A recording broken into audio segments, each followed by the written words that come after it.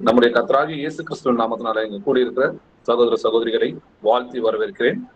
நம்முடைய கர்த்தராகிய இயேசு கிறிஸ்துவின் மகா பரிசுத்தமான நாமம் மகிமைப்படுவதாக. நம்ம போன வாரம் பாத்தீங்கன்னா சுவிசேஷம் எப்படி அறிவிப்பது, தேவன் நமக்காக மனிதனாக பிறந்து ஜீவனை கொடுத்தா அவருடைய அன்பு என்னதென்று புரிஞ்சுக்கணும் இல்லையா?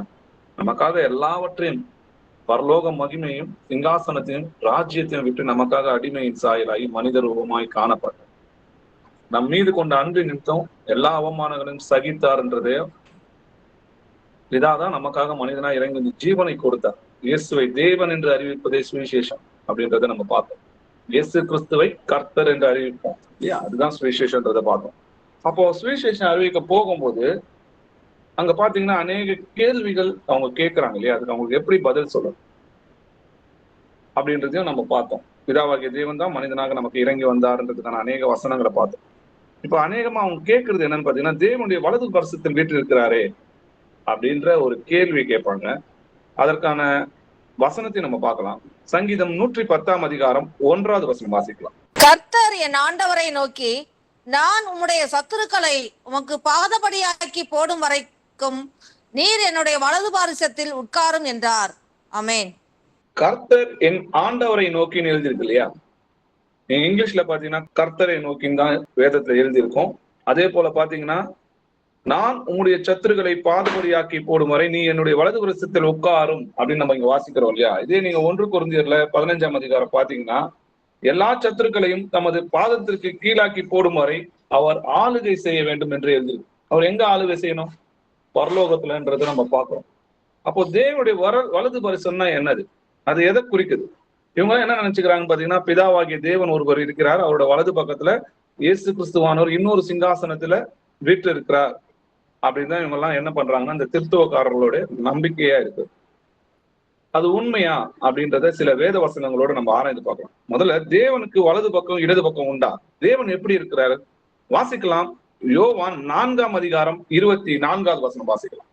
தேவன் ஆவியா இருக்கிறார், அவரை தொழுது கொள்ளுகிறவர்கள் ஆவியோடும் உண்மையோடும் அவரை தொழுது கொள்ள வேண்டும் என்றார். ஆமேன். தேவன் ஆவியா இருக்கிறார். அப்போ தேவன் ஆவியா இருக்கும்போது அவருக்கு எப்படி வலது பக்கம் இடது பக்கம்லாம் இருக்க முடியும்? ஒரு மனுஷனுக்கு தான் வலது பக்கம் இடது பக்கம் இருக்க முடியும். ஒரு ரூபத்துக்கு தான் வலது பக்கம் இடது பக்கம் நம்ம சொல்ல முடியும். அப்போ ஆவியா இருக்கிற தேவனுக்கு எது வலது பக்கம் எது இடது பக்கம் எப்படி சொல்ல முடியும்? தேவன் ஆவியா இருக்கிறார், அவரை தொழுது கொள்ளுகிறவர்கள் ஆவியோடும் உண்மையோடும் அவரை தொழுது கொள்ள வேண்டும் சொல்லி எழுதிருக்கு. அப்போ பைபிள்ல பாத்தீங்கன்னா நிறைய இடத்துல பாத்தீங்கன்னா கர்த்தருடைய வலது கரம் அப்படின்றத நம்ம பாக்குறோம், வாசிக்கிறோம் இல்லையா? அப்ப கர்த்தருக்கு வலது கரம் இருக்கா அப்படின்னா, தேவன் ஆவியா இருக்கிறார்ன்றதை நம்ம முதல்ல புரிஞ்சுக்கணும். தேவனை ஒருவனும் ஒரு காலமும் கண்டது கிடையாது. ஏன்னா அவர் ஆவியா இருக்கிறார். அவர் அடிமையின் சாயலாகி மனித ரூபமாய் தான் காணப்பட்டார். அப்பதான் அவர்களால் நம்மளால என்ன பண்ண முடிஞ்சது? அவங்களால பார்க்க முடிஞ்சது இல்லையா? அப்போ ஆண்டவருடைய கரம் எதை குறிக்கிறதுன்னு பாத்தீங்கன்னா, அவருடைய வல்லமையை குறிக்கிறது, அவருடைய பராக்கிரமத்தை குறிக்கிறது அப்படின்றத நம்ம பார்க்கணும். அதுக்கான சில வசனங்களை நம்ம எடுத்துக்காட்டா பார்க்கலாம். சங்கீதம் 17ஆம் அதிகாரம் 7வது வசனம் வாசிக்கலாம். உம்மை நம்புகிறவர்களை அவர்களுக்கு விரோதமாய் எழும்புகிறவர்களில் நின்று முது வலது கரத்தினால் தப்புவித்து ரட்சிக்கிறவரே, உம்முடைய அதிசயமான கிருபையை விளங்க பண்ணும். ஆமேன்.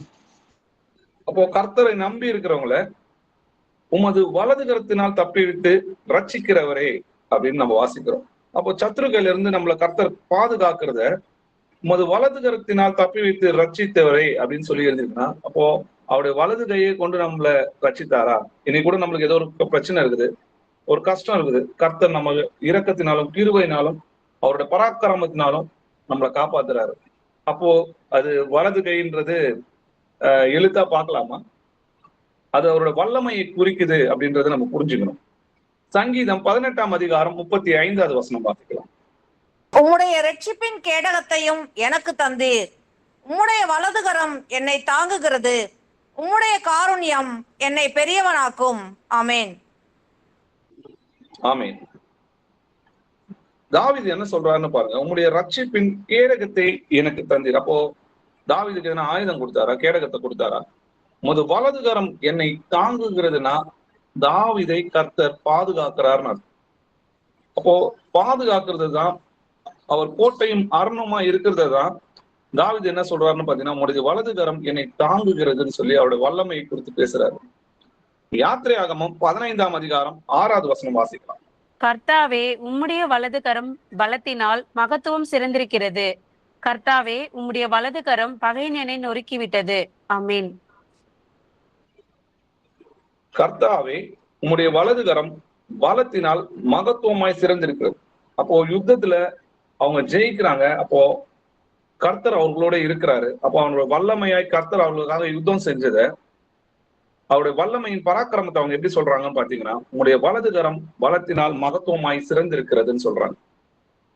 சங்கீதம் 89ஆம் அதிகாரம் 13வது வசனம் வாசிக்கலாம். உமக்கு வல்லமையுள்ள புயம் இருக்கிறது, உம்முடைய கரம் பராக்கிரம் உள்ளது, உம்முடைய வலது கரம் உன்னதமானது. ஆமேன். ஆமென். உமக்கு வல்லமையுள்ள புயம் இருக்கிறதுனா, அவர் யுத்தத்தில் வல்லவர், அவருடைய வல்லமை மகா பெரியது, அவர் சர்வ வல்லம் உள்ள தேவனாய கர்த்தர்ன்றதை நம்ம பாக்குறோம். உம்முடைய கரம் பராக்கிரமம் உள்ளதுன்னா, அவரால் செய்ய முடியாதது ஒன்றுமே இல்லை, அவர் யுத்தத்தில் சிறந்தவர். உம்முடைய வலது கரம் உன்னதமானது. அப்போ எல்லாரும் என்ன நினைச்சுக்கிறாங்கன்னா, அவருக்கு வலது கரம் இருக்கு அப்படின்னு நினைக்கிறாங்க. நம்ம முதல்ல தெரிஞ்சுக்க வேண்டியது என்னன்னா, தேவன் ஆவியா இருக்கிறார். அவர் தேவனை ஒருவனும் ஒரு காலமும் கண்டது கிடையாதுன்றதை நம்ம பார்க்கிறோம். இன்னும் சில வசனங்களால நம்ம அதை பார்க்கலாம். அப்போஸ்தலர் 5ஆம் அதிகாரம் 31வது வசனம் வாசிக்கலாம். இஸ்ரவேலுக்கு மனம் திரும்புதலையும் பாவ மன்னிப்பையும் அருளுகிறதற்காக அவரை அதிபதியாகவும் இரட்சகராகவும் தமது வலது கரத்தினாலே உயர்த்தினார். ஆமென். ஆமென். அவரை அதிபதியாகவும் இரட்சகராகவும் தமது வலது கரத்தினாலே உயர்த்தினார் அப்படின்னு எழுதியிருக்கு. அப்ப தேவன் இயேசு கிறிஸ்துவை வலது கரத்தினால உயர்த்தினாரான்னு கேட்டீங்கன்னா, அவருடைய வல்லமையினால் அவர் உயிரோடு எழுப்பினார்ன்றதை நம்ம பார்க்கிறோம். அதே அப்போஸ்தலர் 11ஆம் அதிகாரம் 21வது வசனம் வாசிக்கலாம். கர்த்தருடைய கரம் அவர்களோடே இருந்தது, அநேக ஜனங்கள் விசுவாசிகளாகி கர்த்தரிடத்தில் திரும்பினார்கள். ஆமென். கர்த்தருடைய கரம் அவர்களோடு இருந்ததுனால என்ன நடந்ததுன்னு பாருங்க. அநேக ஜனங்கள் விசுவாசிகளாகி கர்த்தரிடத்தில் திரும்பினார்கள் எழுதுது. அப்போ கர்த்தருடைய கிருபையும் இரக்கமும் அவர்களோடு இருந்தது. அதனால அநேகர் என்ன பண்ணாங்கன்னா, சுவிசேஷத்துக்கு கீழ்ப்படிந்து சத்தியத்துக்கு ஏற்றுக்கொண்டாங்க இல்லையா. இங்கேயும் கரன்றது அவருடைய வல்லமையையும் கிருபையும் பிரதிபலிக்கிறதா இருக்குதுன்றதை நம்ம பார்க்கிறோம். லூக்கா 11ஆம் அதிகாரம் 20வது வசனம் வாசிக்கலாம். நான் தேவனுடைய விரலினாலே பிசாசுகளை துரத்துகிறபடியால் தேவனுடைய ராஜ்யம் உங்களிடத்தில் வந்திருக்கிறதே. ஆமேன். ஆமேன். இங்க இயேசுப்பா தேவனுடைய விரலினால பிசாசுகளை துரத்துகிறாரா அப்படின்னு கேட்டீங்கன்னா, இதே மத்தேயுல 12ஆம் அதிகாரம் 28வது வசனம் வாசிச்சு பாருங்க. நான் தேவனுடைய ஆவியினாலே பிசாசுகளை துரத்துகிறபடியால் தேவனுடைய ராஜ்யம் உங்களிடத்தில் வந்திருக்கிறதே. ஆமென். அப்போ நான் தேவனுடைய ஆவினாலே பிசாசுகளை துரத்துகிறேன்னு சொல்றாரு. ஆனா அந்த இடத்துல லூக்கால பாத்தீங்கன்னா தேவனுடைய விரலினாலே இருக்கும். இதே நீங்க யாத்திராகமத்துல பாத்தீங்கன்னா, அந்த மந்திரவாதிகளும் அற்புதங்களை செய்வாங்க.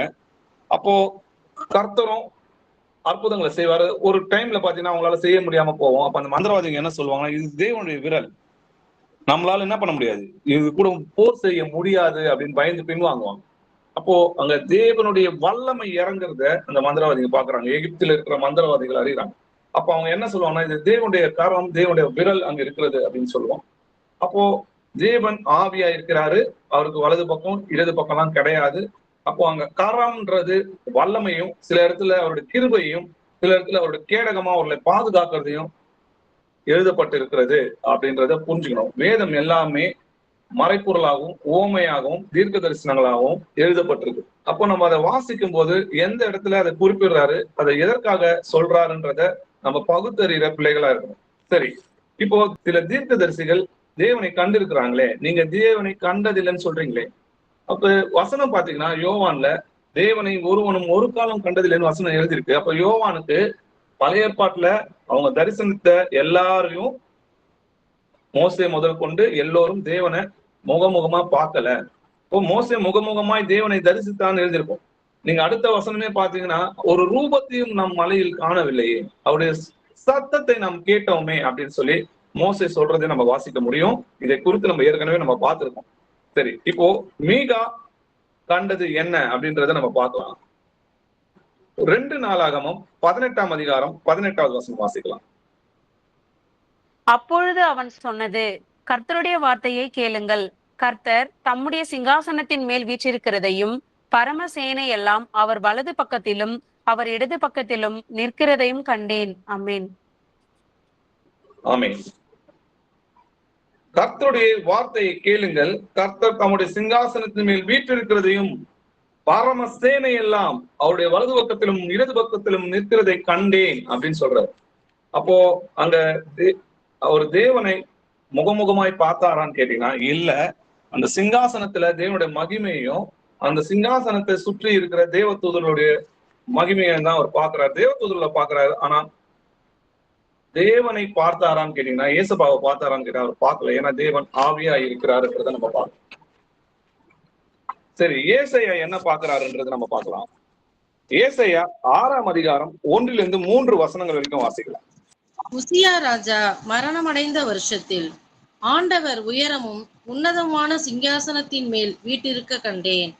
அவருடைய வஸ்திர தொங்கலால் தேவாலயம் நிறைந்திருந்தது. சேராபீன்கள் அவருக்கு மேலாக நின்றார்கள். அவர்களில் ஒவ்வொருவருக்கும் அவ்வாறு செட்டைகள் இருந்தன. அவனவன் 2 செட்டைகளால் தன் தன் முகத்தை மூடி, 2 செட்டைகளால் தன் தன் கால்களை மூடி, 2 செட்டைகளால் பறந்து ஒருவரை ஒருவரை நோக்கி, சேனைகளின் கர்த்தர் பரிசுத்தர் பரிசுத்தர் பரிசுத்தர், பூமி அனைத்தும் அவருடைய மகிமையால் நிறைந்திருக்கிறது என்று கூப்பிட்டு சொன்னார்கள். ஆமேன். ஆமேன். ஏசாயா என்ன பார்க்கிறாருன்னு பாருங்க. ஆண்டவர் உயரமும் உன்னதமான சிங்காசனத்தின் மேல் வீற்றிருக்க கண்டேன். அவருடைய வஸ்திர தொங்கலால் தேவாலயம் நிறைந்திருந்தது. அவருடைய மகிமையை பார்த்து சொல்றாரு இல்லையா? அப்போ சேராபீன்களும் அவருக்கு மேலாக நின்றார்கள். அவர்களில் ஒவ்வொருவனும் அவ்வாறு சட்டைகள் இருந்தன. அவனவன் 2 சட்டைகளால் தன் தன் முகத்தை மூடி, 2 சட்டைகளால் தன் கால்களை மூடி என்ன சொல்றான்னு பாத்தீங்கன்னா, சேனைகளின் கர்த்தர் பரிசுத்தர் பரிசுத்தர், பூமி அனைத்தும் அவருடைய மகிமையால் நிறைந்திருக்கிறது. அப்போ இதே தரிசனத்தை தான் யோவானும் பார்க்கிறார் இல்லையா? நீங்க யோவான் 4ஆம் அதிகாரத்துல பாத்தீங்கன்னா அதுல 2வது வசனத்துல ஒரு சிங்காசனம் இருக்கும். அதுல ஒருத்தர் தான் வீட்டு இருப்பாரு. அப்போ வீட்டில் இருந்தவர்களை பாத்தீங்கன்னா அந்த ஜீவன்கள் என்ன சொல்லணும்னு பாத்தீங்கன்னா, இருந்தவரும் இருக்கிறவரும் வருகிறவரும் ஆகிய சர்வ வல்லமையுள்ள தேவனாகிய கர்த்தர் பரிசுத்தர் பரிசுத்தர் பரிசுத்தர்னு சொல்லி இரவும் பகலும் ஓயாம சொல்றாங்க. அதே தரிசனத்தை தான் யோவான் பார்க்கிறாரு. அதுல யோவான் பார்க்கும்போது அவர் எப்படி இருந்தார்ன்றத அவர் சொல்றத பாருங்க. வெளிப்படுத்தின விசேஷம் 4ஆம் அதிகாரம் 3வது வசனம் வாசிக்கிறோம். வீற்றிருந்தவர் பார்வைக்கு வச்சிரக்கல்லுக்கும் பதுமராகத்துக்கும் ஒப்பாய் இருந்தார். அந்த சிங்காசனத்தை சுற்றி ஒரு வானவில் இருந்தது. அது பார்வைக்கு மரகதம் போல தோன்றிற்று. ஆமென். ஆமென். அப்போ அங்க ஒரு ரூபத்தையும் அவர் பார்க்கல, அவர் தேவனுடைய மகிமையை பார்க்கிறாரு அப்படின்றத பாக்குறோம். தேவன் எப்படி இருக்கிறாரு வாசிக்கலாம். 1 யோவான் 1ஆம் அதிகாரம் 5வது வசனம் வாசிக்கலாம். தேவன் ஒளியாய் இருக்கிறார். ஆமென். அப்போ தேவன் ஒளியா இருக்கிறார். அததான் அவங்க என்ன பண்றாங்க பாக்குறாங்க. நம்ம ஏற்கனவே வாசிச்சோம், தேவன் ஆவியா இருக்கிறார். அப்போ அவருக்கு என்ன பண்ண முடியாது, ஒரு ரூபம் போல அவருக்கு வலது இடதெல்லாம் கிடையாதுன்றத நம்ம புரிஞ்சுக்கணும். தேவனை ஒருவனும் ஒரு காலமும் கண்டது கிடையாது. அவங்க என்ன பாக்குறாங்கன்னா தேவனுடைய மகிமையை, சிங்காசனத்துல அவரோட மகிமையை தான் பாக்குறாங்களே தவிர தேவனை பார்க்க முடியாது. அதற்கான சில வசனங்களை பார்க்கலாம். 1 தீமோத்தேயு 1ஆம் அதிகாரம் 17வது வசனம் வாசிக்கலாம். நித்தியமும் அழிவில்லாமையும் அதர்சனமுள்ள ராஜனுமாய் தாம் ஒருவரே ஞானமுள்ள தேவனுமாய் இருக்கிறவருக்கு கனமும் மகிமையும் சதா காலங்களிலும் உண்டாயிருப்பதாக. ஆமேன். ஆமென். நித்தியமும் அழிவில்லாமையும் அத்தரிசனம் உள்ள ராஜனுமாய்னா காணக்கூடாத தேவன் அர்த்தம். அப்போ அத்தரிசனம்னா பார்க்க முடியாத தேவன் அர்த்தம். அப்போ இவங்க எல்லாம் என்ன பண்ண முடியல, மோசேவா இருக்கட்டும், ஏசாயாவா இருக்கட்டும், மீகாவா இருக்கட்டும், இவங்க எல்லாம் தேவன் என்ன பண்ணல, பார்க்கல. அவரோட மகிமையை தான் பார்த்தாங்க. அவர் ஒரு ஒளியா தான் பார்த்தாங்களே தவிர அவரிடத்துல இருந்து வருகிற சத்தத்தை தான் கேட்டாங்களே தவிர அவங்க ஒரு ரூபத்தையும் காணவில்லைன்னு சொல்லி வேதத்துல எழுதி. 1 தீமோத்தேயு 6ஆம் அதிகாரம் 16வது வசனம் வாசிக்கலாம். ஒருவராய் சாவாமையுள்ளவரும் சேரக்கூடாத ஒளியில் வாசம் பண்ணுகிறவரும் மனுஷரில் ஒருவரும் கண்டிராதவரும் காணக்கூடாதவருமாய் இருக்கிறவர், அவருக்கே கனமும் நித்திய வல்லமையும் உண்டாயிருப்பதாக. ஆமேன். ஒருவராய் சாவாமை உள்ளவரும் சேரக்கூடாத ஒளியில் வாசம் பண்ணுகிறவரும் மனுஷரில் ஒருவரும் கண்டிராதவரும் காணக்கூடாதவருமாய் இருக்கிறவர். அப்ப அது வசனம் என்ன சொல்லுது பாருங்க, மனுஷரில் ஒருவரும் கண்டிராதவரும் காணக்கூடாதவருமாய் இருக்கிறவர். அவர் பார்க்க முடியாது. 1000 சூரியனை ஒரே டைம்ல பார்த்தா எப்படி இருக்கும், அது போல அவரோட வல்லமை இருக்கும். அவர் எல்லாவற்றையும் அந்த மகிமையெல்லாம் இழந்து அடிமையின் சாயலாகி ஒரு மனித ரூபமா சர்வாசாரியாக உங்களையும் என்னையும் போல ஒரு மாம்சத்துல மனுஷனா வெளிப்பட்டதுனாலதான் உங்களால பார்க்க முடியும். கொலேசியர் 1ஆம் அதிகாரம் 15வது வசனம் வாசிக்கலாம்.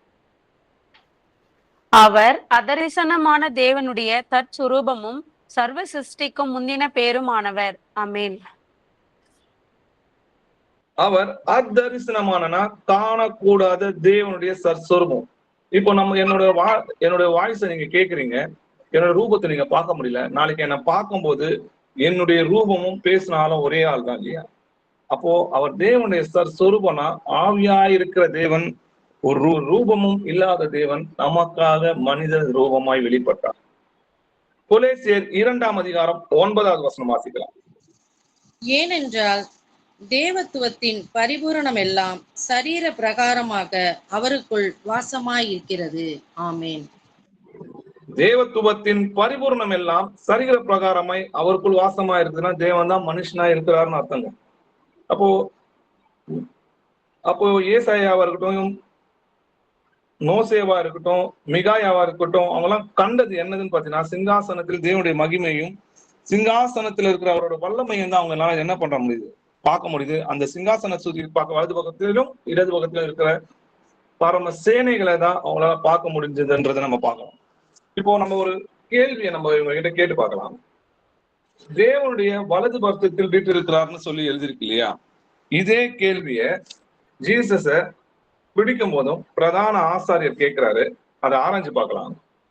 மார்க் 14ஆம் அதிகாரம் 61 62 வசனங்கள் வாசிக்கும். அவரோ ஒரு உத்தரவும் சொல்லாமல் பேசாதிருந்தார்.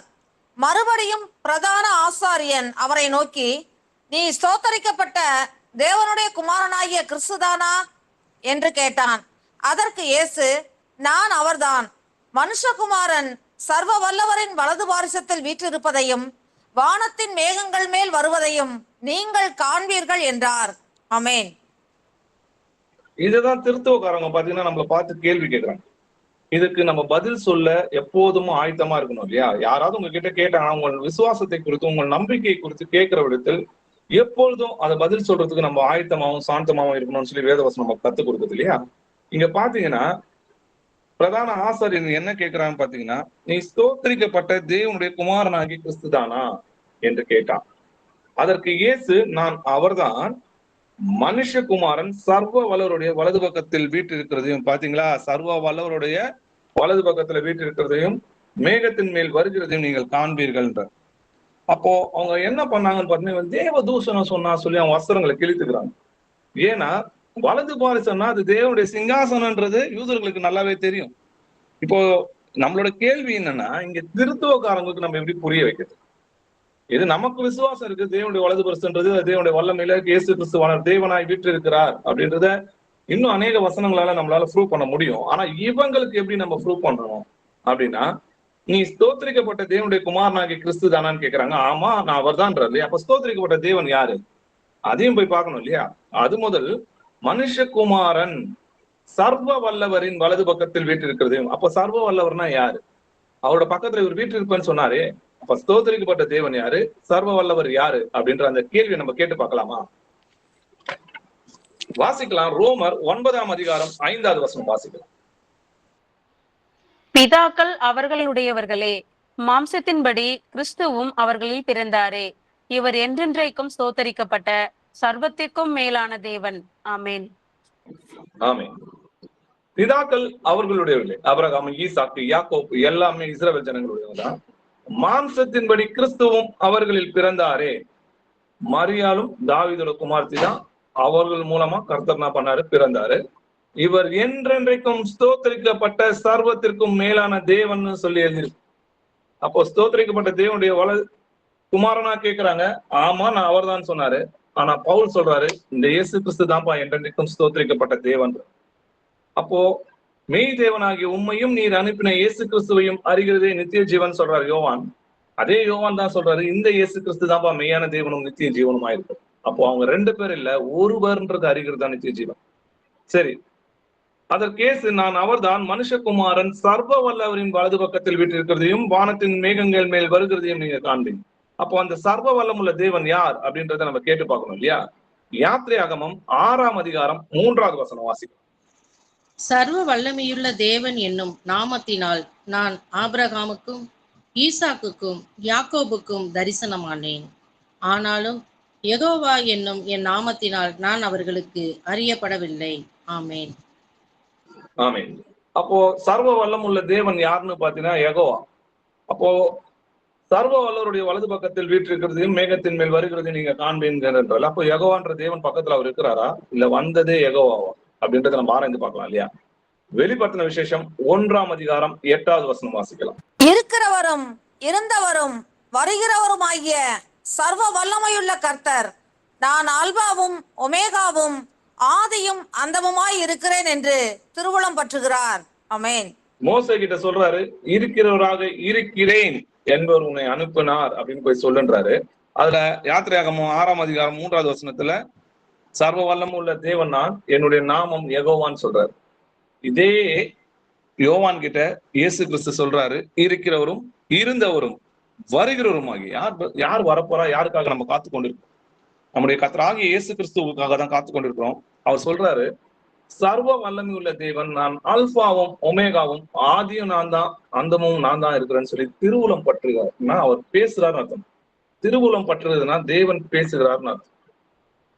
வெளிப்படுத்தின விசேஷம் 4ஆம் அதிகாரம் 8வது வசனம் வாசிக்கலாம்.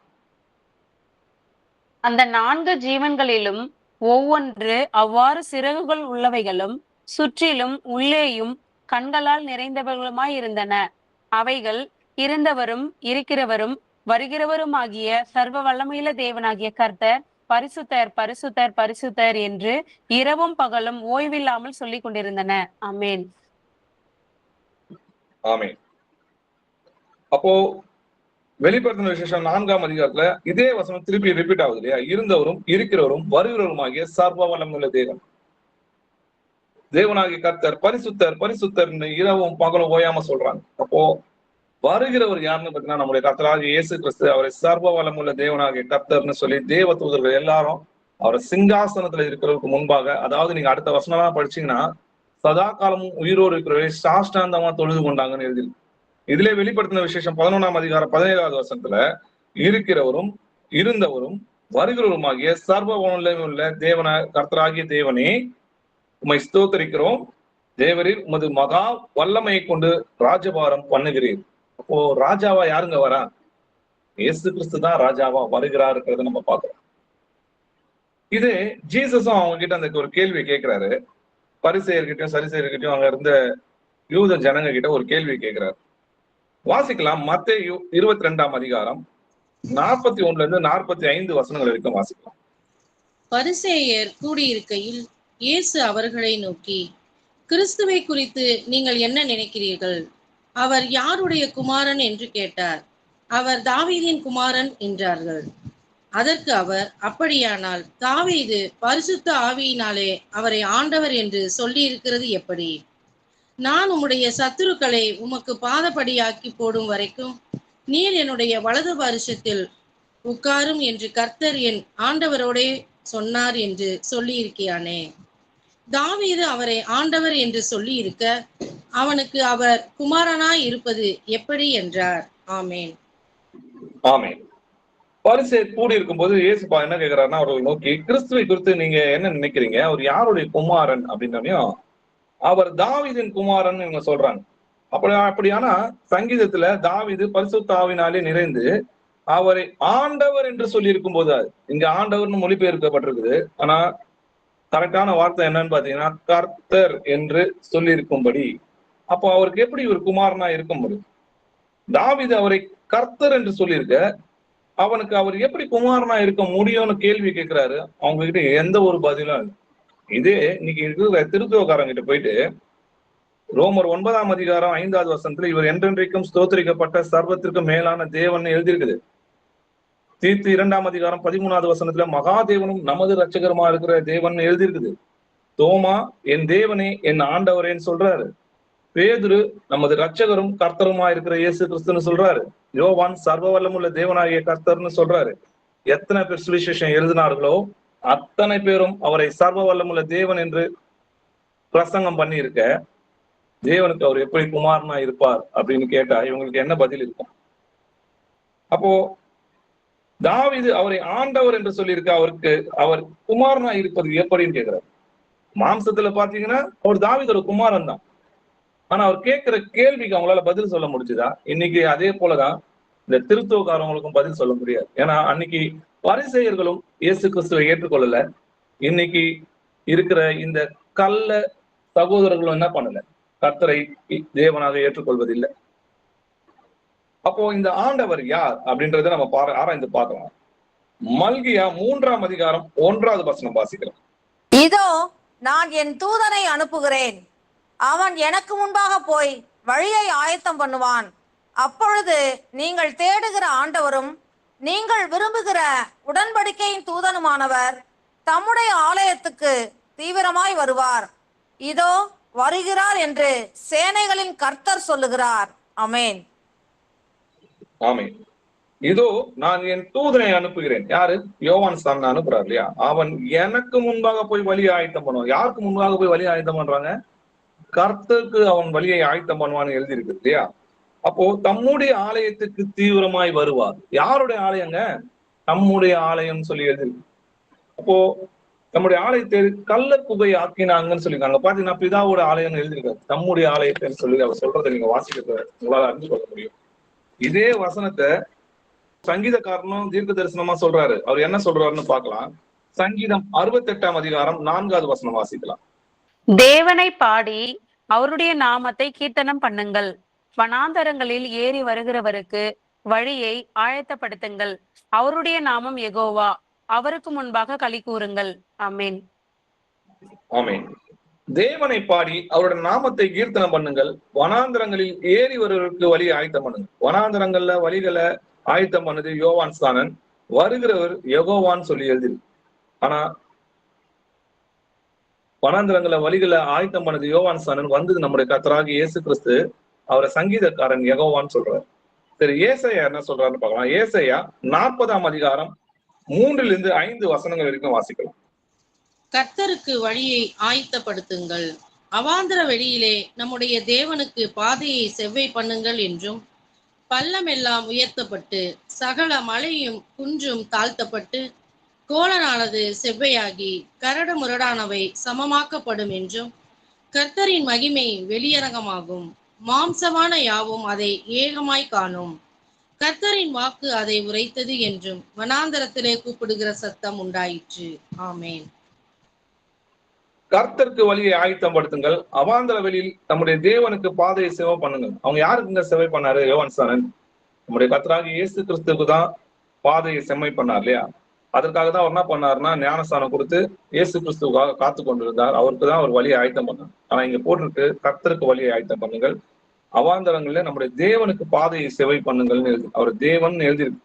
கர்த்தரின் மகிமை வெளியரங்கமாகும், மாம்சமான யாவும் அதை ஏகமாய் காணும். அவர் மனுஷனா வராரு, தேவன் மாம்சத்தில் வெளிப்பட்டார்னு எழுதியிருக்கு. அப்போ அவர் எல்லாரும் பார்த்தாங்கன்னு சொல்லி வசனம் சொல்லுது இல்லையா? அப்போ யோவான் ஸ்நானனை குறித்து சொன்ன தீர்க்க தரிசனம் அவருக்கு யாருக்கு வழி ஆயத்தம் பண்ணாங்கன்னா இயேசு கிறிஸ்துக்கு தான் வழி ஆயத்தம் பண்றாரு. அப்படி இருக்கும்போது மல்கியா அவரை கர்த்தர் என்றும், தாவீது அவரை யெகோவா என்றும், ஏசாயா அவரை தேவன் என்றும் சொல்லி இருக்க, இயேசு கிறிஸ்து எப்படி தேவனுக்கு குமாரனா இருக்க முடியும்னு இந்த கேள்வியை கேட்ட இவங்களால என்ன பதில் சொல்லணும்? அன்னைக்கு இருந்த யூதர்கள் அவரை ஏற்றுக்கொள்ளல. இப்பிரபஞ்சத்தின் பிரபுக்களில் ஒருவனும் அறியவில்லை, அறிந்தார்களானால் மகிமையின் கர்த்தரை அவர் சிலுவையில் அறிந்திருக்க மாட்டாங்க. இன்னைக்கு இவங்க அவிவிசுவாசத்தினால ஒவ்வொரு முறையும் இயேசுவ ஆண்டவர் ஆண்டவர்னு சொல்லுவாங்களே தவிர அவரோட வாயிலிருந்து கர்த்தராகி இயேசு கிறிஸ்துன்னு வாயில வரவே வர. ஏன்னா அது அவங்களோட அவிவிசுவாசத்தினால இப்பவும் தேவன் என்ன பண்றாங்க? சிலுவையில அறிந்து கொண்டுதான் இருக்கிறாங்க. கர்த்தரும் ஆண்டவரும் ஒருவரே என்றதை நம்ம புரிஞ்சுக்கணும். சங்கீதம் 135ஆம் அதிகாரம் 5வது வசனம் வாசிக்கலாம். கர்த்தர் பெரியவர் என்றும் நம்முடைய ஆண்டவர் எல்லா தேவர்களுக்கும் மேலானவர் என்றும் நான் அறிவேன். ஆமென். கர்த்தர் பெரியவர் என்றும் நம்முடைய ஆண்டவர் எல்லா தேவர்களுக்கும் மேலானவர்னு சொல்லி எழுந்திருக்கு. கர்த்தரே மகாதேவனும் எல்லா தேவர்களுக்கும் மகாராஜாவுமா இருக்கிறார்ன்றது இன்னொரு வசனம் சொல்லு. அப்போ நம்முடைய கர்த்தரும் ஆண்டவரும் ஒருவர் தான் அப்படின்றத நம்ம புரிஞ்சுக்கணும். ஆமோஸ் 5:16 வசனம் வாசிக்கலாம். ஆதலால் ஆண்டவரும் சேனைகளின் தேவனுமாகிய கர்த்தர் சொல்லுகிறது என்னவென்றால், எல்லா தெருக்களிலும் புலம்பல் உண்டாகும், எல்லா வீதிகளிலும் ஐயோ ஐயோ என்று ஓலமிடுவார்கள். பயிரிடுகிறவர்களை துக்கம் கொண்டாடுகிறதற்கும் ஒப்பாரி பாட அறிந்தவர்களை புலம்புகிறதற்கும் வரவழைப்பார்கள். ஆமென். ஆமென். அப்போ ஆண்டவரும் சேனைகளின் தேவனுமாகிய கர்த்தர் சொல்லுகிறதா? அப்போ நம்மளுக்கு எத்தனை தேவங்க இருக்கிறாங்க? இஸ்ரவேலை கேள், நம்முடைய தேவனாகிய கர்த்தர் ஒருவரே கர்த்தர். ஆண்டவர்னா ராஜான்னு, நமது ராஜாவும் அவர் தான், நமக்கு தேவனும் அவர் தான்றதை நம்ம புரிஞ்சுக்கணும். அப்போ கர்த்தர் என் ஆண்டவருடைய சொன்னார்னா, அதே வசனம் இன்னொரு மொழிபெயர்ப்புல கர்த்தர் என் கர்த்தருடைய சொன்னார்னு எழுது. அது 2 பேர் கிடையாது, ஒருவர்ன்றதை புரிஞ்சுக்கணும். நமக்கு ஒரே கர்த்தர் தான் இருக்கிறாங்கன்றதையும் நம்ம புரிஞ்சுக்கணும். சரி, இவங்க சொல்ற மாதிரி பரலோகத்துல எத்தனை சிங்காசனம் இருக்குது, அதுல வலது பக்கத்துல சேர் போட்டு உட்கார்ந்து இருக்கிறாரா அப்படின்றத நம்ம கேட்டு பார்க்கணும் இல்லையா? வாசிக்கலாம். வெளிப்படுத்தின விசேஷம் 4ஆம் அதிகாரம் 1-2 வசனங்கள் வாசிக்கலாம். இவைகளுக்கு பின்பு இதோ பரலோகத்தில் திறக்கப்பட்டிருந்த ஒரு வாசலை கண்டேன். முன்னே எக்கால சத்தம் போல என்னுடனே பேச நான் கேட்டிருந்த சத்தமானது, இங்கே ஏறி வா, இவைகளுக்கு பின்பு சம்பவிக்க வேண்டியவைகளை உனக்கு காண்பிப்பேன் என்று விளம்பினது. உடனே ஆவிக்குள்ளானேன். அப்பொழுது இதோ வானத்தில் ஒரு சிங்காசனம் வைக்கப்பட்டிருந்தது, அந்த சிங்காசனத்தின் மேல் ஒருவர் வீற்றிருந்தார். ஆமென். அப்போ பரலோகத்துல ஒரு சிங்காசனம் தான் இருக்கு இல்லையா? வானத்தில் ஒரு சிங்காசனம் வைக்கப்பட்டிருந்தது, அந்த சிங்காசனத்தின் மேல் ஒருவர் தான் வீற்றிருந்தார். அப்ப பக்கத்துல இன்னொரு சிங்காசனம் போட்டு இயேசு கிறிஸ்து வீற்றிருந்தாரா அப்படின்றத அந்த கேள்வி நம்ம கேட்டு பார்க்கும்போது யோவான் தெளிவா சொல்றாரு, ஒரு சிங்காசனம் தான் இருந்துச்சு, அதுல ஒருத்தர் தான் வீற்றிருந்தார் இல்லையா? சரி, யார் தான் அந்த சிங்காசனத்துல வீட்டு இருக்குது? பிதாவா, இல்ல இவங்க சொல்ற மாதிரி குமாரனா, இல்ல பரிசுத்த ஆவியா அப்படின்றத வாசிக்கலாம். வெளிப்படுத்தின விசேஷம் 4ஆம் அதிகாரம் 8வது வசனம் வாசிக்கலாம். அந்த 4 ஜீவன்களிலும் ஒவ்வொன்று அவ்வாறு சிறகுகள் உள்ளவைகளும் சுற்றிலும் உள்ளேயும் கண்களால் நிறைந்தவர்களுமாய் இருந்தன. அவைகள் இருந்தவரும் இருக்கிறவரும் வருகிறவருமாகிய சர்வ வல்லமையுள்ள தேவனாகிய கர்த்தர் பரிசுத்தர் பரிசுத்தர் பரிசுத்தர் என்று இரவும் பகலும் ஓய்வில்லாமல் சொல்லிக் கொண்டிருந்தன. ஆமென். இருந்தவரும் இருக்கிறவரும் வருகிறவருமாகிய சர்வ வல்லமுள்ள தேவனாகிய கர்த்தர். இப்ப யாருங்க வரப்போறா? நம்முடைய கர்த்தராகிய இயேசு கிறிஸ்து தான் வரப்போறா இல்லையா? ஜீசஸ் மாம்சத்துல இருக்கும்போது சொல்லுவாரு, ஜெபம் எப்படி பண்ணணும்னு அவங்களுக்கு சொல்லி கொடுப்பாங்க இல்லையா? பிதாவே, உங்களுடைய சித்தம் பரலோகத்தில் செய்வது போல உலோகத்திலும் செய்யப்படுறது, உங்களுடைய ராஜ்யம் வருவதாகன்றாரு. யார் ராஜாவா வரான்னு பாத்தீங்கன்னா, அவர் தான் திரும்பவும் ராஜாவாக வருகிறாருன்றதை நம்ம பார்க்கணும். அவரை சர்வ வல்லமுள்ள தேவனாகிய கர்த்தர்னு சொல்லி வெளிப்படுத்தின விசேஷத்துல எழுதி, அவர் பரிசுத்தர் பரிசுத்தர் என்று இரவும் பகலும் தேவ தூதர்களை சொல்றாங்க. அப்போ இயேசு கிறிஸ்து பரலோகத்துல எப்படி இருக்கிறாருன்னு பாத்தீங்கன்னா, தேவனா இருக்கிறார். அவர் ஆளுகை செய்து கொண்டு வருகிறார். நம்முடைய சத்துருக்களை பாதபடி ஆக்கி போடும் வரை அவர் ஆளுகை செய்ய வேண்டும் என்று 1 கொரிந்தியர் 15ஆம் அதிகாரம் நமக்கு தெரியப்படுத்துது இல்லையா? இப்போ கர்த்தர் பரலோகத்துல இயேசு கிறிஸ்து எப்படி இருக்கிறாருன்னு பார்க்கலாம். பிலிப்பியர் 3ஆம் அதிகாரம் 20வது வசனம் வாசிக்கலாம். நம்முடைய குடியிருப்போ பரலோகத்தில் இருக்கிறது, அங்கே இருந்து கர்த்தராயிருக்கிற இயேசு கிறிஸ்து என்னும் இரட்சகர் வர எதிர்பார்த்து கொண்டிருக்கிறோம். ஆமென். ஆமென். நம்முடைய குடியிருப்போ பரலோகத்தில் இருக்கிறது, அங்க அவர் எப்படி இருக்கிறாரா? அங்கே கர்த்தராயிருக்கிற இயேசு கிறிஸ்து. கர்த்தர்னா யாரு? இஸ்ரவேலின் தேவன். அப்போ அவர் தேவனாய் இருக்கிறார் அப்படின்றத நம்ம புரிஞ்சுக்கணும். பரலோகத்துல அவர் தேவனாய் இருக்கிறார், தேவனுடைய சிங்காசனத்துல தேவனா வீட்டு இருக்கிறார்ன்றத நம்ம புரிஞ்சுக்கணும். அவர் தேவன்றதை நம்ம புரிஞ்சுக்கணும். இதே தான் ஸ்தேவானும் பாக்குறாரு. அதனாலதான் ஸ்தேவான் இயேசுவை தேவன் என்று அறிவித்ததுனால்தான் அவங்களும் என்ன பண்றாங்க, எப்படி இயேசு கிறிஸ்து வலது பக்கம் தேவனுடைய வலது பக்கத்தில் வீட்டிருப்பேன்னு சொன்னு அவங்க எப்படி வஸ்திரங்களை கிழித்தாங்களோ, அவன் தேவ தூஷணம் சொன்னார்னு அப்படி சொல்லி அவர் மேல கோபத்தோட என்ன பண்றாங்க, அவரை சிலுவையில அரைஞ்சாங்களோ, அதே காரணத்துக்காகவும் அதே சம்பவத்தை தான் ஸ்தேவானும் அவங்களுக்கு சாட்சியா அறிவிக்கும் போது ஸ்தேவானை கல்லெறிஞ்சு கொள்றாங்க. அந்த வசனத்தை நம்ம ஆராய்ந்து பார்க்கலாம். அப்போஸ்தலர் 7ஆம் அதிகாரம் 55 57 வசனங்கள் வரைக்கும் வாசிக்கலாம். அவன் பரிசுத்த ஆவியினாலே நிறைந்தவனாய் வானத்தை அண்ணாந்து பார்த்து தேவனுடைய மகிமையையும் தேவனுடைய வலது பாரிசத்தில் இயேசு நிற்கிறதையும் கண்டு, அதோ வானங்கள் திறந்திருக்கிறதையும் மனுஷகுமாரன் தேவனுடைய வலது பாரிசத்தில் நிற்கிறதையும் காண்கிறேன் என்றான். அப்பொழுது அவர்கள் உரத்த சத்தமாய் கூக்குரலிட்டு தங்கள் காதுகளை அடைத்துக் கொண்டு ஒருமனப்பட்டு அவன் மேல் பாய்ந்து. ஆமென். இங்க என்ன நடக்குதுன்னு பாருங்க. பரிசுத்த ஆவினாலே நிறைந்தவனாய் ஸ்தேவான் என்ன சொல்றாருன்னா, வானத்தை அண்ணாந்து பாக்குறாரு. அங்க பாத்தீங்கன்னா தேவனுடைய மகிமையும் தேவனுடைய வலது பரிசத்தில் இயேசு கிறிஸ்து நிற்கிறதையும் கண்டு, அப்படின்னா தேவனுடைய சிங்காசனத்துல இயேசு கிறிஸ்து எப்படி இருக்கிறாருன்னா தேவனுடைய மகிமையில தேவாதி தேவனாய் அவர் நிற்கிறதை நான் காண்கிறேன். ஏன் நிற்கிறாருன்னு பாத்தீங்கன்னா, முதல் ரத்த சாட்சி ஸ்தேவான் தான் முதல் ஜீசஸ்க்காக இயேசு கிறிஸ்துவோட நாமத்திற்காக ரத்த சாட்சியா மறிச்சாரு. அந்த பிள்ளை மறிக்கிறது அவர் என்ன பண்றாரு, தம்முடைய சுவிசேஷத்துக்காகவும் நமது நாமத்திற்காகவும் என்னுடைய அன்புக்காகவும் அவங்க மறிக்கிறத கர்த்தர் எழுந்து நின்று பாக்குறாரு. அப்ப அவர் என்ன சொல்றாரு பாருங்க, இதோ வானங்கள் திறந்திருக்கிறதையும் மனுஷகுமாரன் தேவனுடைய வலது பாரசத்தில் தேவனுடைய சிங்காசனத்தில் வல்லமையில் நிற்கிறதையும் நான் காண்கிறேன் அப்படின்னு சொன்ன உடனே அவங்க என்ன பண்றாங்கன்னு பாத்தீங்கன்னா, அவர் உரக்க சத்தமா என்ன பண்றாங்க, காதுகளை அடைத்து கொண்டு ஒருமனப்பட்ட பாய்ந்து அவர் மேல கல்லெறிறாங்க இல்லையா. இப்போ இங்க என்ன நடக்குது, அங்க ஒருத்தர் தான் வீட்டு இருந்தாரு. நம்ம ஏற்கனவே பார்த்தோம், சிங்காசனத்துல ஒருத்தர் தான் வீட்டு இருந்தாரு, ஒரு சிங்காசனம் தான் இருந்துச்சு, அதுல ஒருத்தர் தான் வீட்டு இருந்தாருன்றது நம்ம பார்த்தோம். இப்போ பிரசங்கி என்ன சொல்றாருன்னு பாத்தீங்கன்னா, மண்ணானது தன் முன்னிருந்த பூமிக்கு திரும்பி ஆவி தன்னை தந்த தேவனிடத்துக்கு மறுபடியும் போவதற்கு முன்னும் அப்படின்னு. அப்போ ஆவி தன்னை தேவனிடத்துக்கு திரும்புதுன்றதை நம்ம பாக்குறோம். இயேசு கிறிஸ்துவும் பாத்தீங்கன்னா சிலுவையில் மறைக்கும் போது பிதாவே என் ஆவியை ஏற்றுக்கொள்ளும் சொல்றாரு இல்லையா. இது நீங்க நல்லா ஜீசஸோட மரணத்தையும் ஸ்தேவானுடைய மரணத்தையும் நன்கு ஆராய்ந்து பாருங்க. அச்சு அடையாளங்கள் அப்படியே ஒன்றாய் தரித்துக்கப்பட்டு. இப்போ அதற்கப்புறம் ஸ்தேவான் என்ன சொல்றாருன்னு பாருங்க, இதே ஜீசஸ் சொன்ன அதே வார்த்தைய ஸ்தேவானும் சொல்லுவாரு. அப்போஸ்தலர் 7ஆம் அதிகாரம் 59 60 வசனங்கள் வரைக்கும் வாசிக்கலாம். அப்பொழுது கர்த்தராகிய இயேசுவே என் ஆவியை ஏற்றுக்கொள்ளும் என்று ஸ்தேவான் தொழுது கொள்ளுகையில் அவனை கல்லறிந்தார்கள்.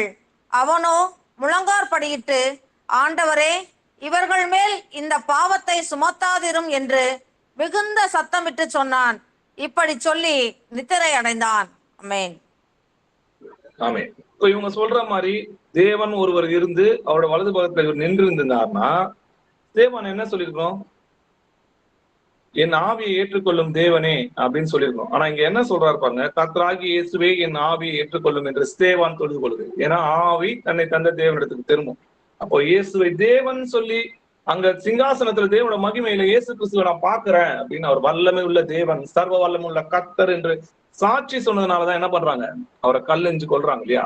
எப்படி ஆண்டவர் என்ன சொல்றாரு, பிதாவே இந்த பாவத்தை அவர் மேல் சுமத்தாதிரும், அவர்களை அறியா செய்யறாங்க அப்படின்னு சொல்றபடியே ஸ்தேவானும் முழங்கால் படிட்டு, ஆண்டவரை இவர்கள் மேல் இந்த பாவத்தை சுமத்தாதிரும் என்று சத்தமிட்டு சொல்லி தன் ஜீவனை கொடுக்குறாருல, நித்திரை அடைகிறது நம்ம பாக்குறோம். அப்போ இயேசு கிறிஸ்துவை எதற்காக சிலுவையில அரைஞ்சாங்களோ அதே காரணத்தை அவரு நான் இது முதல் ஸ்தோத்திரிக்கப்பட்ட தேவனுடைய வலது பக்கத்தில் வீட்டிருக்கிறதையும் சர்வ வல்லவருடைய வலது பக்கத்தில் வீட்டிலிருந்து மேகத்தின் மேல் வருகிறதை நீங்க பாப்பீங்கன்னு சொன்ன அதே காரணத்தை தான் இவர் தரிசித்து சொல்றாரு. இவரையும் என்ன பண்ணாங்க, கல்லெறிஞ்சு கொள்றாங்கன்றதை நம்ம பார்க்கிறோம். அப்போ இயேசு கிறிஸ்து பிதாவோட சிங்காசனத்துலதான் அவர் உட்கார்ந்து இருக்கிறாருன்னா ஒரு பிதாவாய் வீட்டு இருக்கிறாருன்னு அர்த்தம். வாசிக்கலாம், வெளிப்படுத்தின விசேஷம் 3ஆம் அதிகாரம் 21வது வசனம் வாசிக்கலாம். நான் ஜெயங்கொண்டு என் பிதாவினுடைய சிங்காசனத்திலே அவரோட கூட உட்கார்ந்தது போல ஜெயங்கொள்ளுகிறவன் எவனோ அவனும் என்னுடைய சிங்காசனத்தில் என்னோட கூட உட்காரும்படிக்கு அருள் செய்வேன். ஆமென். ஆமென். நான் ஜெயம் கொண்டு என் பிதாவினுடைய சிங்காசனத்தில் அவரோட உட்கார்ந்தது போல.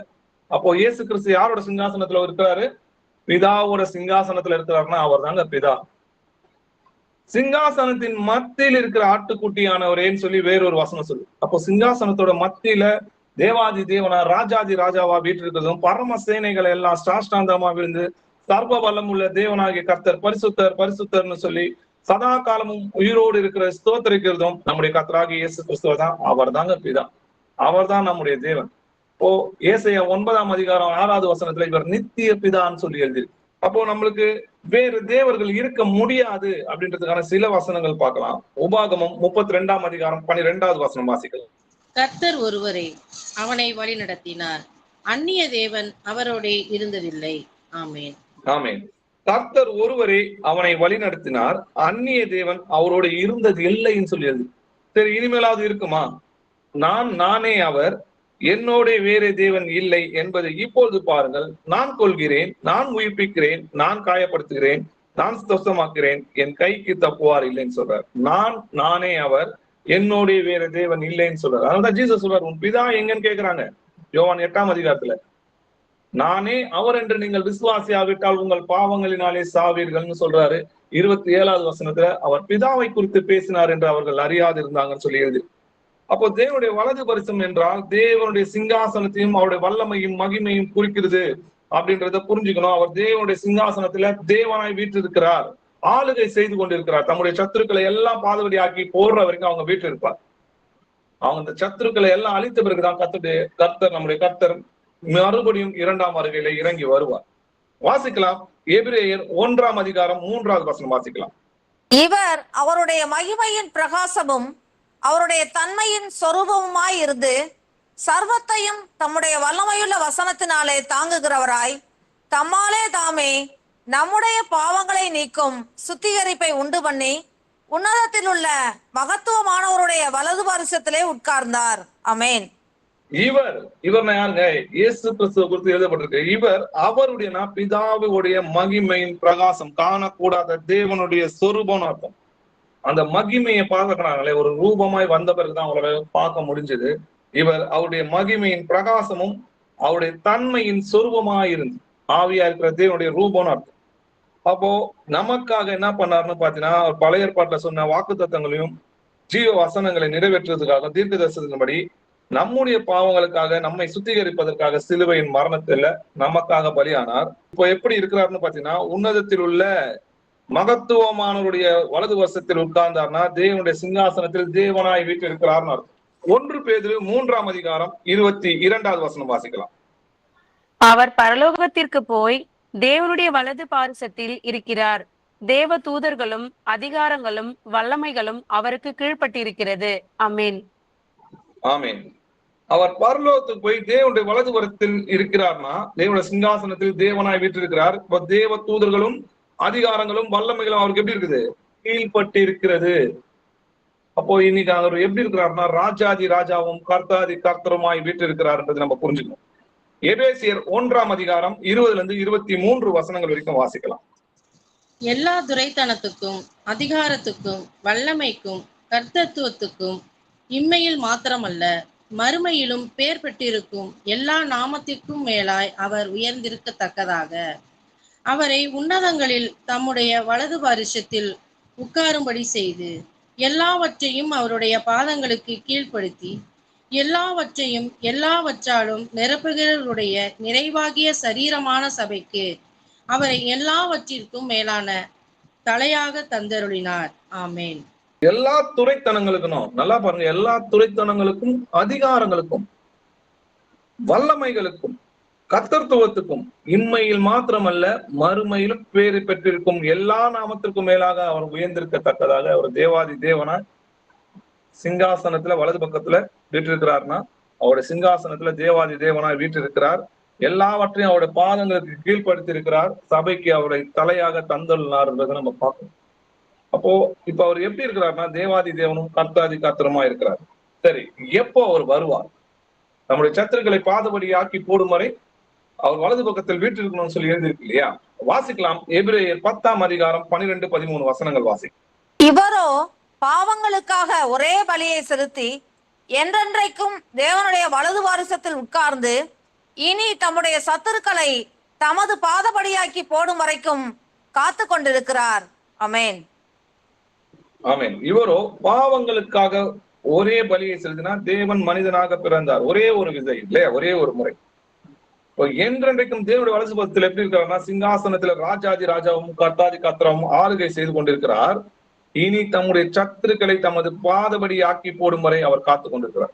அப்போ அவருடைய சத்துருக்கள் எல்லாம் பாதபடி ஆக்கி போட்ட பிறகுதான் அவர் வருவார் இல்லையா? இது குறித்து அநேக தீர்க்க தரிசனங்கள் இருக்கு. அந்த தீர்க்க தரிசனங்கள்லாம் என்ன பண்ணணும்? நிறைவேறணும். வாசிக்கலாம். அப்போஸ்தலர் 3ஆம் அதிகாரம் 21வது வசனம் வாசிக்கலாம். உலக தோற்றம் முதல் தேவன் தம்முடைய பரிசுத்த தீர்க்க தரிசிகள் எல்லாருடைய வாக்கினாலும் உரைத்தவைகள் எல்லாம் நிறைவேறி தீரும் காலங்கள் வருமளவும் பரலோகம் அவரை ஏற்றுக்கொள்ள வேண்டும். ஆமென். ஆமென். அப்போ உலக தோற்றம் முதல் தேவன் தம்முடைய பரிசுத்த தீர்க்கதரிசிகளுடைய வாக்கினால் உரைத்தவைகள் எல்லாம், அதாவது தீர்க்க தரிசனம் நிறைவேறும் வரை, அவரு இரண்டாம் வருகைக்கு வர்றதுக்கு முன்னாடி சொன்ன தீர்க்க தரிசனங்கள் எல்லாம் நிறைவேறும் வரை பரலோகம் அவரை ஏற்றுக்கொள்ளணும். அது வரைக்கும் அவர் பரலோகத்துலதான் இருப்பாரு. அந்த தீர்க்க தரிசனங்கள்லாம் நிறைவேறின பிறகுதான், தன்னுடைய சத்துருக்களை பாதபடி ஆக்கி போட்ட பிறகுதான் அவர் இறங்கி வருவார். அப்போ என்னென்ன தீர்க்க தரிசனங்கள்லாம், இன்னும் முக்கியமான தீர்க்க தரிசனங்கள், ஒரு சில தீர்க்க தரிசனங்களை மட்டும் நம்ம பார்க்கலாம். அதெல்லாம் நிறைவேறி முடிஞ்சாதான் கர்த்தர் வருவார். ஏன்னா இன்னைக்கு என்ன பண்றாங்க, ஏசப்பா எப்போ வருவார், இந்த வருஷம் வருவாரா, அடுத்த வருஷம் வருவாரா அப்படின்னு சொல்லி கேட்கறாங்க இல்லையா? அவங்க வேத வசனங்களை ஆராய்ந்தாங்கன்னா இந்த கேள்வியை நம்ம கேட்க தேவை. இவைகள் சம்பவிக்கும் போது உங்கள் தலைகளை நிமிர்ந்து பாருங்கள்னு எழுதிருக்கு. அப்போ இவைகள் சம்பவித்ததா இல்லையான்றத நம்ம தான் என்ன பண்ணணும், சோதித்து பார்க்கணும் இல்லையா? அப்போ அந்தி கிறிஸ்துவோட ராஜ்யம் அழியணும். இன்னைக்கு அந்தி கிறிஸ்துவோட ராஜ்யம் அழிந்திருக்கான்னு கேட்டீங்கன்னா இல்ல, இன்னைக்கு அந்தி கிறிஸ்துவோட ராஜ்யம் நடந்து கொண்டு வருகிறது. வாசிக்கலாம். வெளிப்படுத்தின விசேஷம் 16ஆம் அதிகாரம் 19-20 வசனங்கள் வரைக்கும் வாசிக்கலாம். அப்பொழுது மகா நகரம் 3 பங்காக பிரிக்கப்பட்டது. புறஜாதிகளுடைய பட்டணங்கள் விழுந்தன. மகா பாபிலோனுக்கு தேவனுடைய உக்கிரமான கோபாக்கினியாகிய மதுவுள்ள பாத்திரத்தை கொடுக்கும்படி அது அவருக்கு முன்பாக நினைப்பூட்டப்பட்டது. தீவுகள் யாவும் அகன்று போயின, பர்வதங்கள் காணப்படாமற் போயின. ஆமேன். ஆமேன். அப்பொழுது மகா நகரம்னா இது ரோமை குறித்தது இல்லையா? அது என்ன பண்ணுதுன்னு பாத்தீங்கன்னா, ஆண்டவர் அதை என்ன சொல்றாருன்னா மகா பாபிலோன்னு சொல்லி ஆண்டவர் சொல்றாரு. தேவனுடைய உக்கிரமான கோபாக்கினை உள்ள மது உள்ள பாத்திரத்தை கொடுக்கும்படி அதற்கு நினைவூட்டப்படுது. அநேக கள்ள உபதேசங்களையும் விக்கிர ஆராதனைகளையும் என்ன பண்ணாங்க, அவங்க போதித்து அநேகரை என்ன பண்ணாங்க, நித்திய ஜீவன்ல இருந்து மரணத்துக்கு அழைத்து கொண்டு போனாங்க இல்லையா? அதற்கான தண்டனையை கர்த்தர் என்ன பண்றாரு, அந்த ராஜ்யத்துக்கு கொடுக்குறாருன்றதை நம்ம பாக்குறோம். அந்த ராஜ்யத்துக்கு மாத்திரம் கிடையாது, அந்தி கிறிஸ்துவும் அவருடைய வருகையில அழியணும்.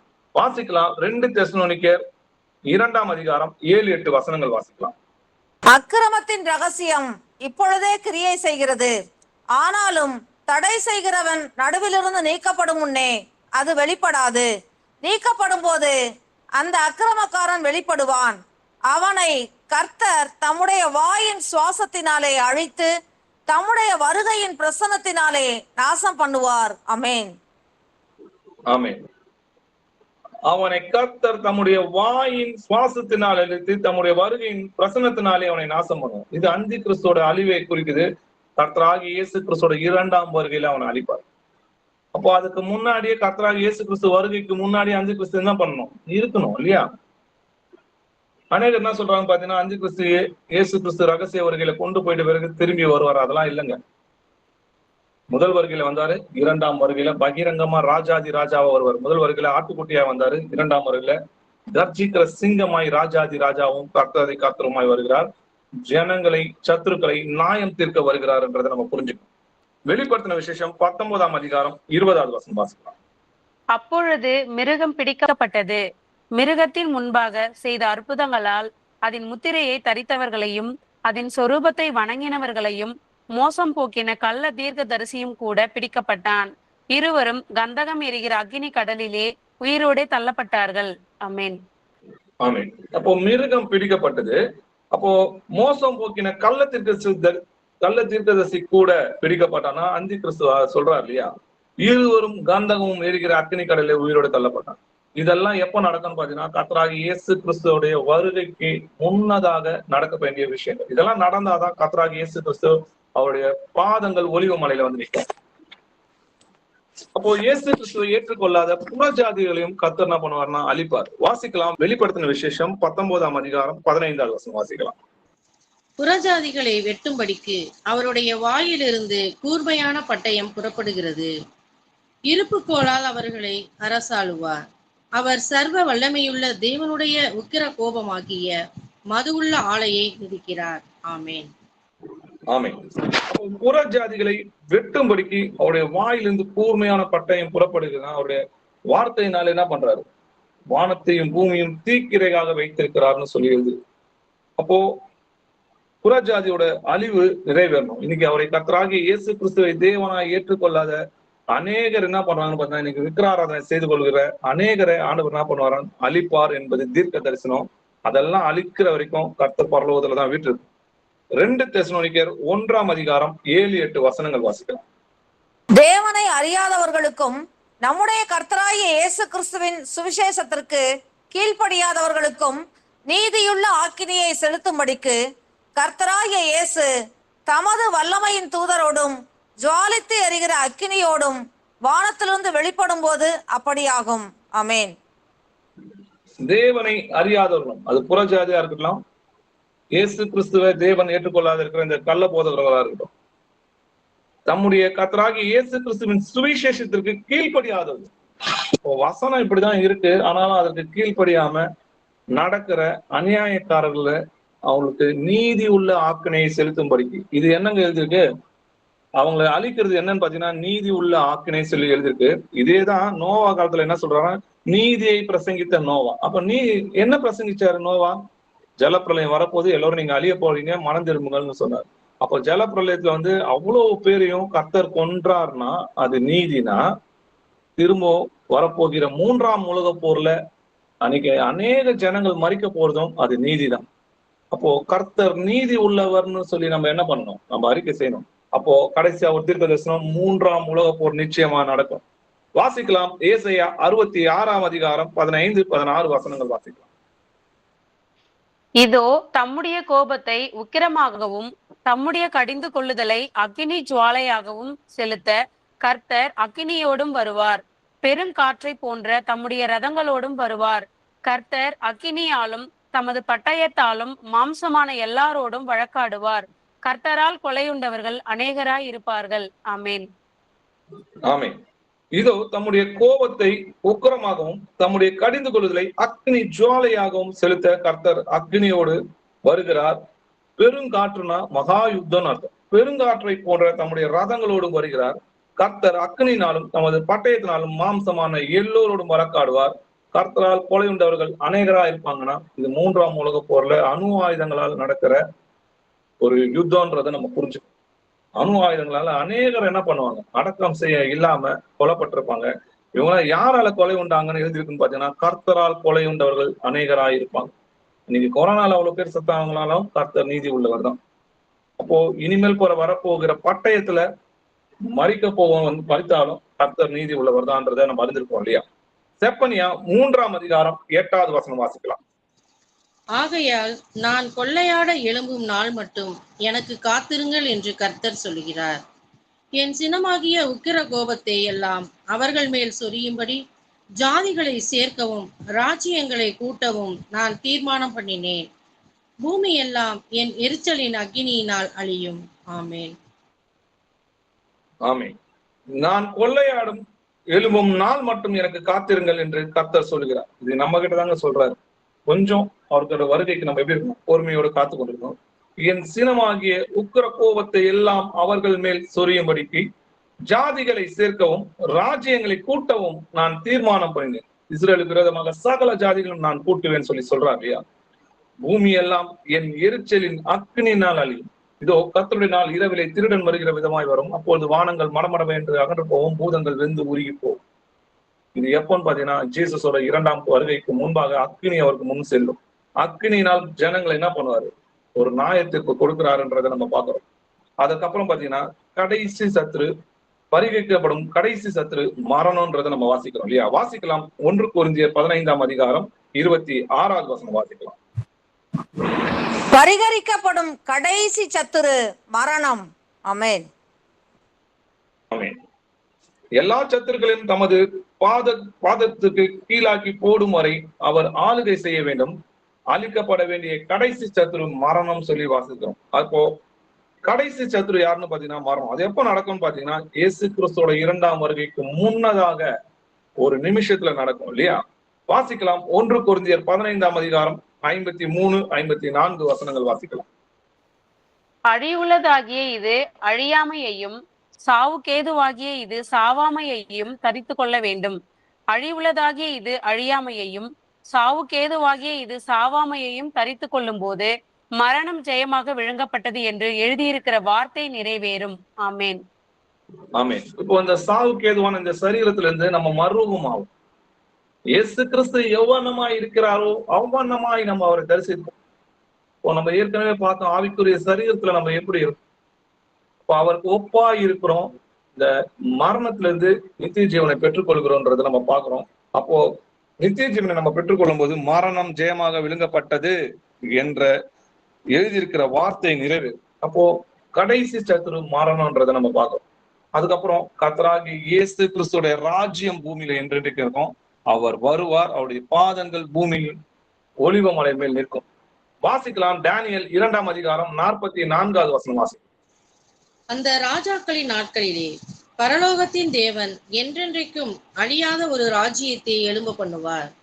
அந்த ராஜ்யம் வேறே ஜனத்துக்கு விடப்படுவதில்லை. ஒரு கல் கையால் பெயர்க்கப்படாமல் மலையிலிருந்து பெயர்ந்து உருண்டு வந்து இரும்பையும் வெண்கலத்தையும் களிமண்ணையும் வெள்ளியையும் பொன்னையும் நொறுக்கினதை நீர் கண்டீரே. அப்படியே அது அந்த ராஜ்யங்களை எல்லாம் நொறுக்கி நிர்மூலமாக்கி தானே என்றென்றைக்கும் நிற்கும். ஆமேன். ஆமீன். நீங்க டேனியலோட அந்த 2ஆம் அதிகாரத்துல பாத்தீங்கன்னா ஒரு சிலைய தரிசனமா பாக்குறத நம்ம பாக்குறோம். நேபுகாத்நேச்சர் அதுக்கான விளக்கத்தை டேனியல் சொல்றாரு இல்லையா? அப்போ கடைசியில பாத்தீங்கன்னா அந்த பாதம் இரும்பும் களிமண்ணுமா இருக்கும். அப்போ இருக்கும் போதுதான் அந்த கல் என்ன பண்றது, பாதங்கள்ல மோதிச்சுன்றதை நம்ம பாக்குறோம். ஒரு கல் கைகளால் பேர்க்கப்படாமல் மலையிலிருந்து பெயர்ந்து உருண்டு வந்து இரும்பையும் வெண்கலத்தையும் களிமண்ணையும் வெள்ளியையும் பொன்னையும் நொறுக்கினதை நீ கண்டீரே. அப்போ அது 3ஆம் உலக போர்ன்றத பாக்குறோம். இன்னைக்கு இருக்கிற எந்த ஒரு அமெரிக்காவா இருக்கட்டும், ரஷ்யாவா இருக்கட்டும், சைனாவா இருக்கட்டும், இந்தியாவா இருக்கட்டும், பெரிய ராஜ்யங்கள் நாங்க தான் அப்படின்னு சொல்ற எந்த ராஜ்யமும் அன்னைக்கு இருக்காது. எல்லாம் பாதரை போல என்ன ஆகும், ஒன்றுமே இல்லாம பறந்து போகிறது நம்மளால பார்க்க முடியும்.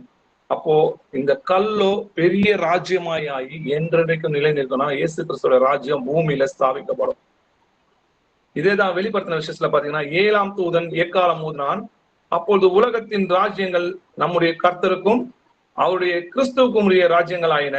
அவர் சதா காலங்களிலும் ராஜபாரம் பண்ணுகிறார் என்று கம்பீர சத்தம் வானத்தில் உண்டார்.